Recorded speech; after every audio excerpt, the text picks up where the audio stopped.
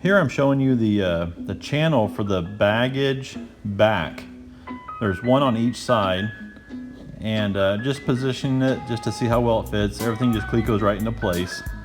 On the other side, however, on the very top, I used a different upright that helps hold my header tank in place. Anyway, I had to notch that top area out so that channel for my baggage back would actually fit in there. The only thing you really had to do here is add some L angles or stiffeners. You can see it looks like at this point I'd already riveted the middle ones in place, and those side holes on the left and right side is what gets attached to the channels inside the fuselage there. Here the baggage back is just clecoed in place. I leave this clecoed in place for a very, very long time before I actually rivet it. Here I am getting ready to work on the vertical uprights. They're the most forward uprights. All you have to do on this is take that aluminum extrusion, back drill through the channel into the extrusion, and then rivet that on into place. And these verticals, they get attached to the cross members that hold the rear wing spar together.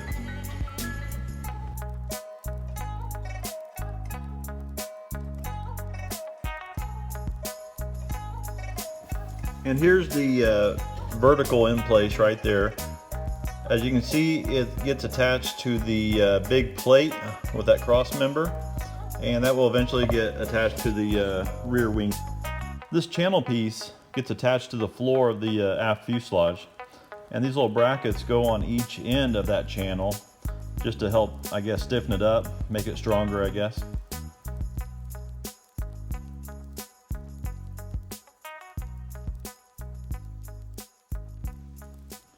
This steel piece is a flat motor attachment.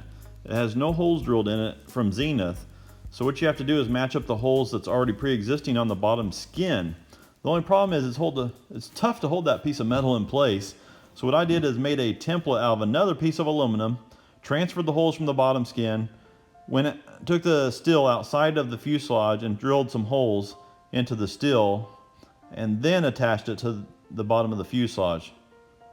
Here I have 2 clecos holding it in place, and now I was able to drill the rest of the holes without any problems.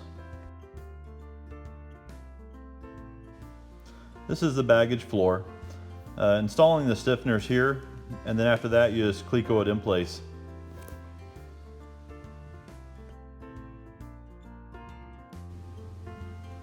The last upright consists of 2 channels that form a cover for the flaperon control tube. Before installing, I need to drill holes for my fuel lines.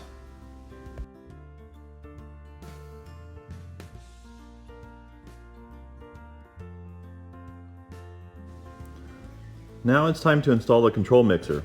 The control mixer comes as a piece of steel that you need to clean, prime, and paint. I had already painted mine. The green bearings get installed on the piece of metal and attached to the side of the fuselage. It took quite a few adjustments to get it to move freely, but in the end it was nice and smooth.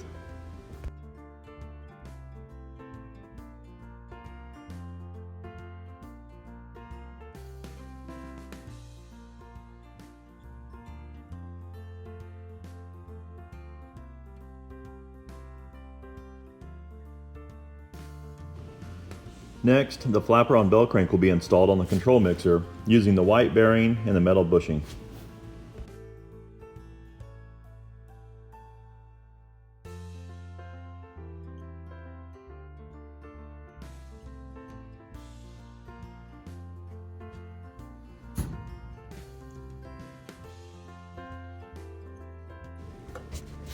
Here I am showing the front half of the control rod cover as it would be installed.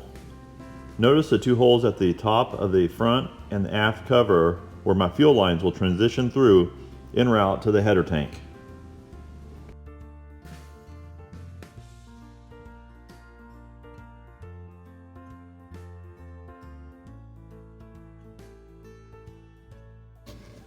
The flaperon control rod will exit the fuselage via this little cutout and attach to the flaperons.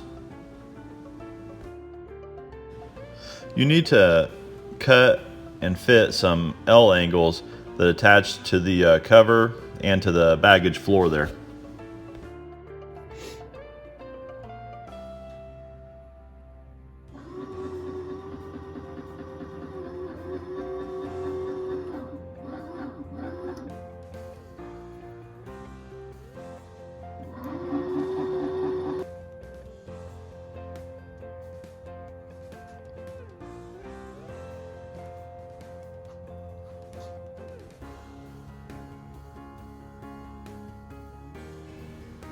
This just shows the control rod attached to the bell crank that eventually leads to the flaperons. Again, that gets covered up once you have your control in place.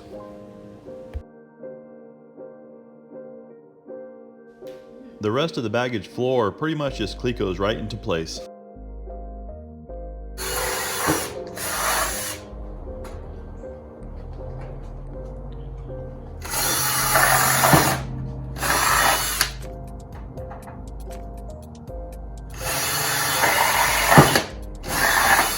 I think I'm doing it right.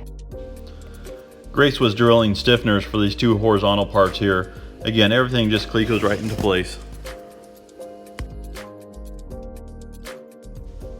As I took each piece out, I cleaned it up and deburred all the holes before clicoing it together. I'll leave this unriveted for now until I get the forward fuselage assembled and put some of my controls in.